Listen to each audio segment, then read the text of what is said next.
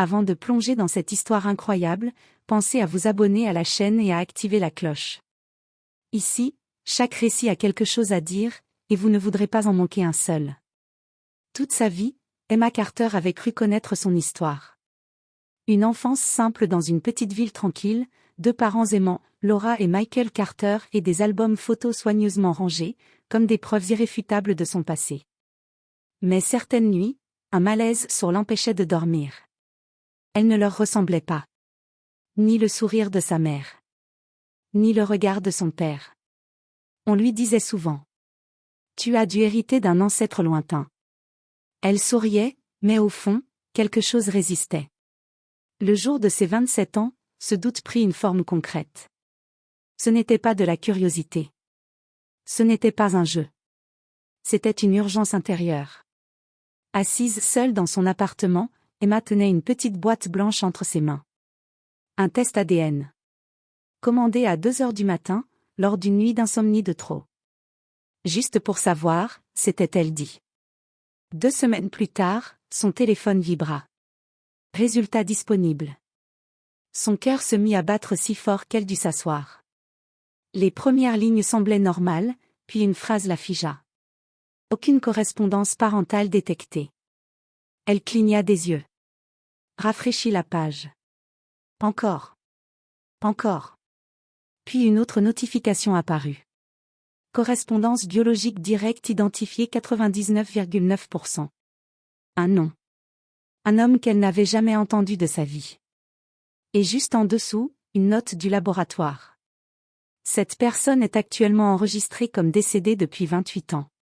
Le sol sembla se dérober sous ses pieds. Ses parents n'étaient pas ses parents. Son vrai père était officiellement mort avant même sa naissance. Les mains tremblantes, Emma attrapa son téléphone et appela sa mère. « Maman, il faut que je te demande quelque chose. » Un silence. Long. Trop long. Puis une voix brisée répondit.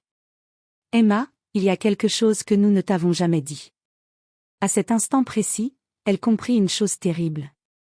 Toute sa vie reposait sur un mensonge.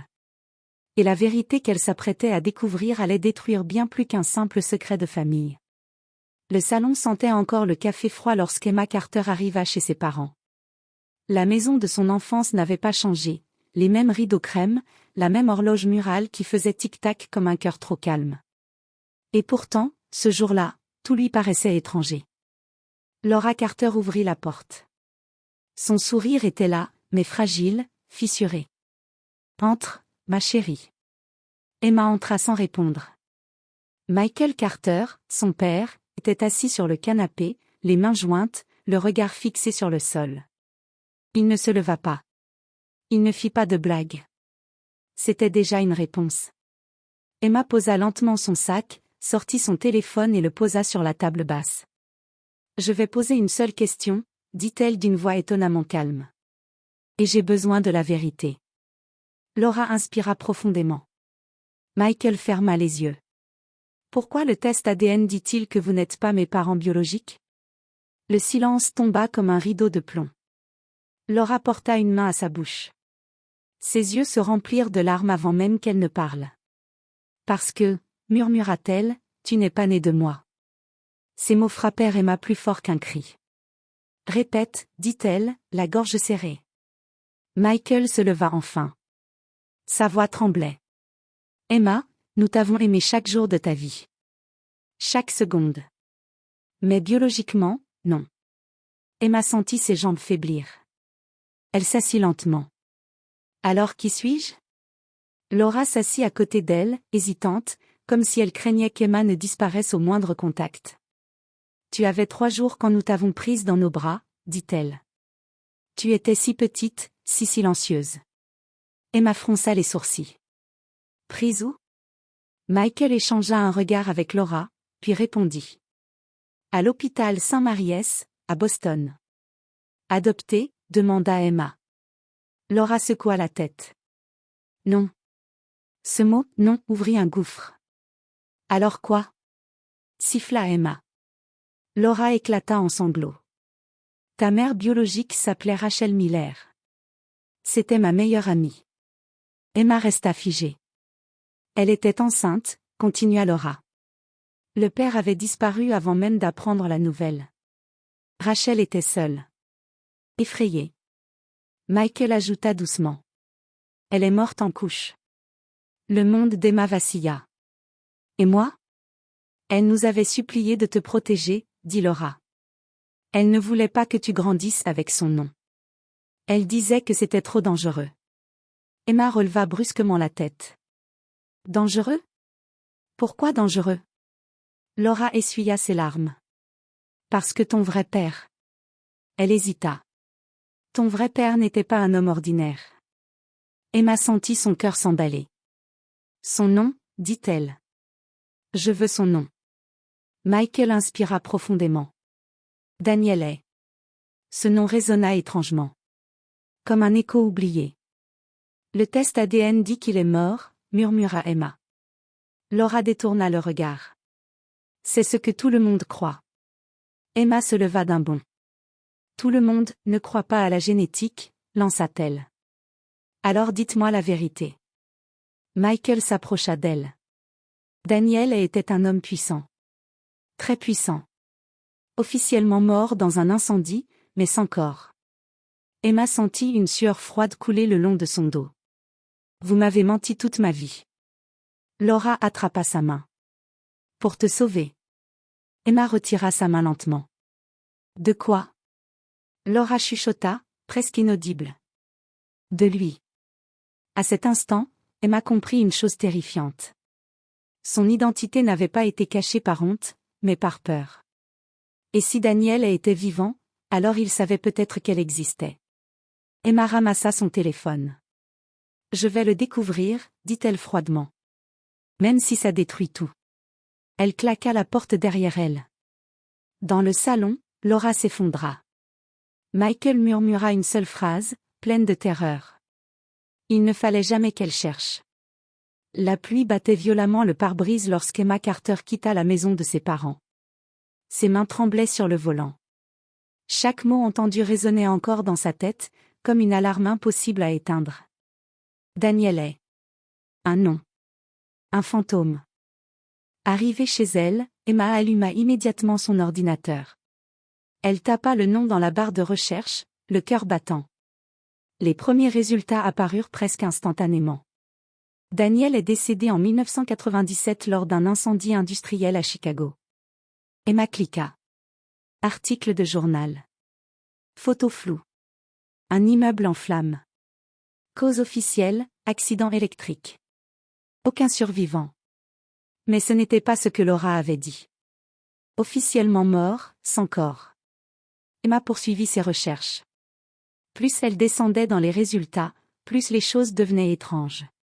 Des pages supprimées. Des liens morts. Des articles archivés sans détail. Puis, un nom revint plusieurs fois.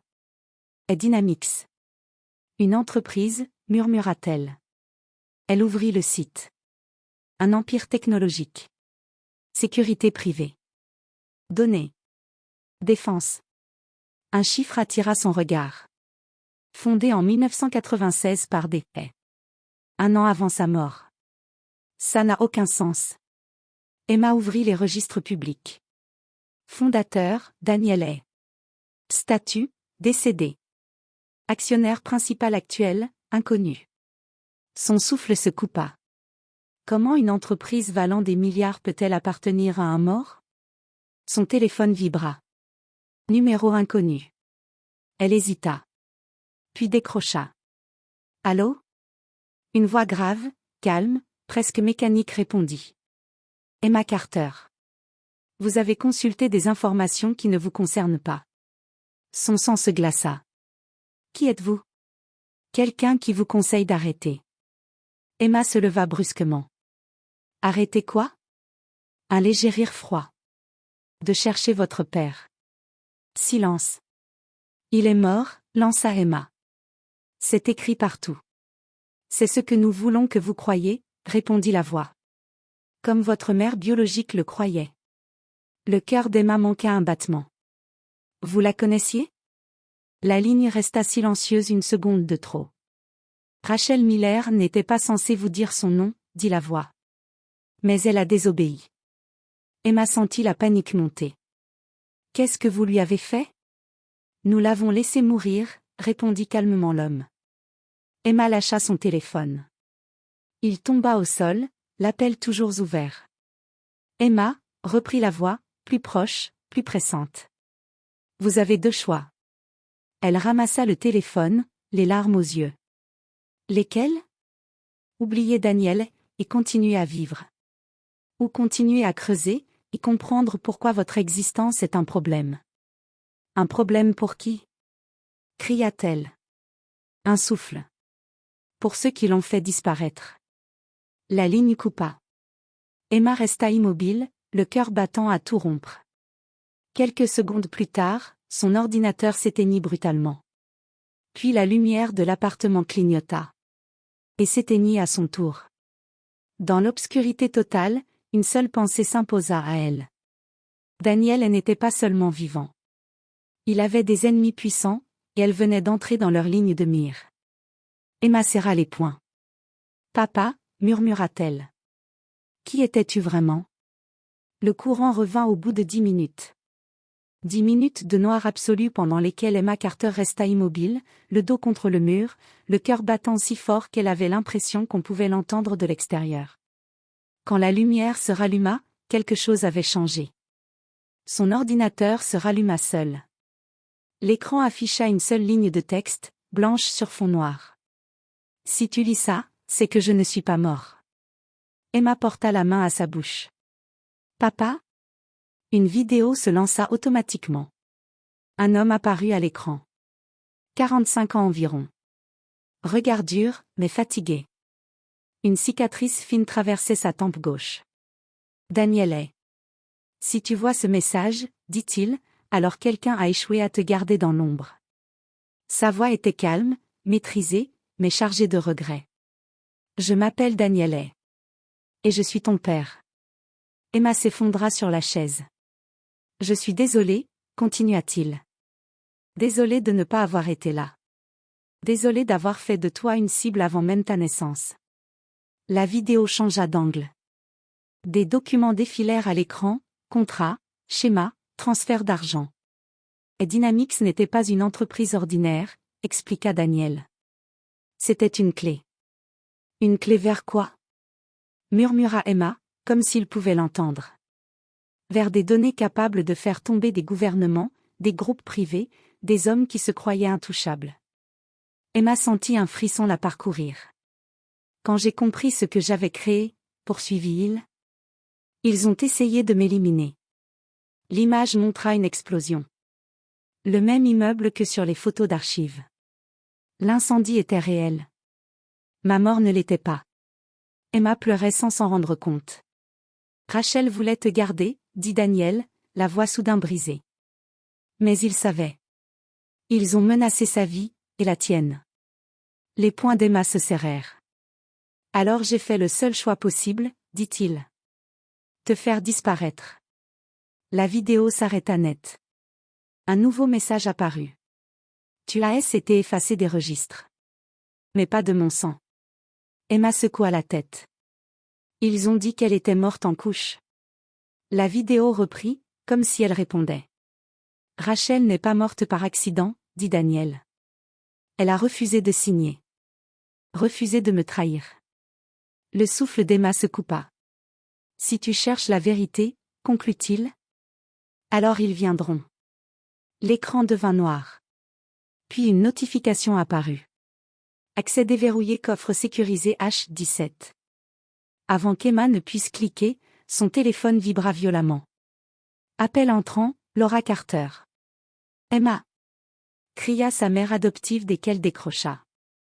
Ils sont venus. Qui ça, maman? La voix de Laura tremblait. Des hommes. Costume noir. Ils ont posé des questions sur toi. Le sang d'Emma se glaça. Qu'est-ce que tu leur as dit? Rien, sanglota Laura. Mais Michael. Michael quoi? Un silence. Puis. Ils l'ont emmené. Le monde d'Emma s'effondra une seconde fois. Emma, murmura Laura. C'est de ta faute, mais il t'attendait depuis le début. Emma ferma les yeux. Elle n'était pas une erreur. Elle était une assurance. Une clé. Un secret vivant. Elle regarda l'écran noir devant elle. Très bien, dit-elle d'une voix glaciale. Alors je vais terminer ce que tu as commencé, papa. Le curseur clignotait sur l'écran, immobile, comme s'il attendait qu'Emma Carter fasse un choix irréversible. Accès au coffre sécurisé H17 authentification requise. Emma inspira profondément. Ses mains tremblaient encore, mais son regard était désormais fixe. Tu m'as laissé une clé, murmura-t-elle. Alors je vais l'utiliser. Elle cliqua. Une fenêtre apparut. Question de sécurité. Quel est le seul endroit où tu étais en sécurité avant ta naissance? Emma fronça les sourcils. Puis une image lui revint, douloureuse et floue, une vieille photo que Laura gardait au fond d'un tiroir. Rachel Miller, enceinte, souriante, devant un petit bâtiment en bois, près de l'eau. Le chalet du lac, murmura Emma. Le lac Willow. Elle tapa, Willow Lac. Validation. Le coffre s'ouvrit. Des centaines de fichiers s'affichèrent. Des vidéos, des enregistrements audio, des contrats classifiés, des listes de noms. En haut de l'écran, un dossier clignotait en rouge. Projet héritière. Emma sentit son cœur se serrer. Elle l'ouvrit. Une nouvelle vidéo démarra. Daniel est, plus jeune cette fois, mais le regard plus dur. Si tu vois ce dossier, Emma, dit-il. Alors ils ont déjà commencé à te chasser. Il marqua une pause. Tu n'étais pas seulement ma fille. Tu étais ma solution. Emma ferma les yeux un instant. Dynamics contrôlait un système de données autonome, expliqua Daniel. Un système qui ne pouvait être activé que par un lien biologique direct. Le souffle d'Emma se coupa. Toi. Des schémas apparurent. ADN. Séquence génétique. Protocole. Le jour de ta naissance, poursuivit Daniel. J'ai transféré l'accès complet du système à ton code génétique. Emma recula de sa chaise. Il ne pouvait pas me tuer, dit Daniel. Mais il pouvait t'utiliser. La vidéo s'arrêta brutalement. Un nouveau fichier s'ouvrit automatiquement. Liste noire responsable de l'élimination de Rachel Miller. Des noms. Des photos. Des postes de pouvoir, politiciens, dirigeants de sécurité privée, financiers. Emma sentit une colère froide envahir chaque fibre de son corps. Puis une alarme retentit sur son ordinateur. Intrusion détectée, localisation compromise. Au même instant, quelqu'un frappa violemment à la porte. Emma Carter. Cria une voix masculine. Ouvrez. Son téléphone vibra. Message inconnu. Ils sont là. Sors par l'arrière. Maintenant. Emma referma l'ordinateur, attrapa son sac et se dirigea vers la fenêtre de secours. Mais avant de partir, elle se retourna une dernière fois vers l'écran. Tu m'as tout laissé, murmura-t-elle.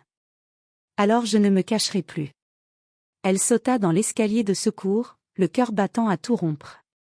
En bas, une voiture noire l'attendait, moteur allumé. La portière s'ouvrit. Un homme en sortit. Grand. Regard perçant. La même cicatrice à la tempe gauche que sur la vidéo. Bonjour, Emma, dit-il calmement. Je suis désolé d'arriver comme ça. Emma recula d'un pas, le souffle coupé. Qui êtes-vous? L'homme la fixa droit dans les yeux. Je suis celui qu'ils n'ont jamais réussi à tuer. Il marqua une pause. Je suis ton père. La vérité n'était plus un secret. La guerre venait de commencer.